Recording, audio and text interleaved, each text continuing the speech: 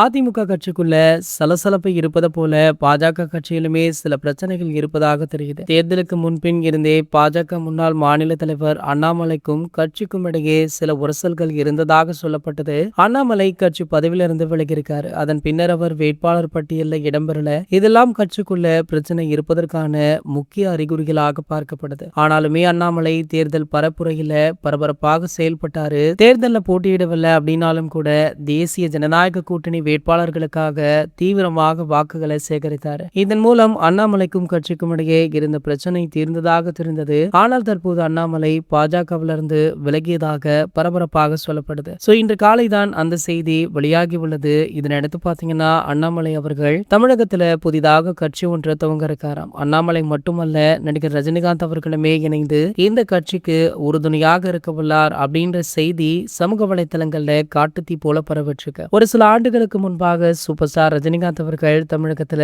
கட்சி துவங்குவதாக இருந்தது. பின்னர் அவருடைய உடல்நிலை மோசமானதால அந்த பிளானை அப்படியே கைவிட்டுட்டார். தற்போது மீண்டுமே ஆரோக்கியமாக இருப்பதால புதிய கட்சி துவங்கவுள்ள அண்ணாமலை அவர்களுக்கு சப்போர்ட் பண்ண இருக்காராம். மேலுமே இந்த கட்சியில இவருக்கும் முக்கிய பங்கு வகிப்பதாக சொல்லப்படுது. இதற்காக கூடிய விரைவிலேயே பிரதமர் மோடி அவர்களை மீட் பண்ண இருக்காங்க அப்படின்ற தகவல் தான் தற்போது சோசியல் மீடியாக்கள்ல வைரலுமே ஆகிட்டு இருக்கு. இது போன்ற செய்திகளை பத்தி நீங்க உடனே தெரிஞ்சுக்க நம்மளுடைய சேனலை மறக்காம சப்ஸ்கிரைப் பண்ணிக்கோங்க.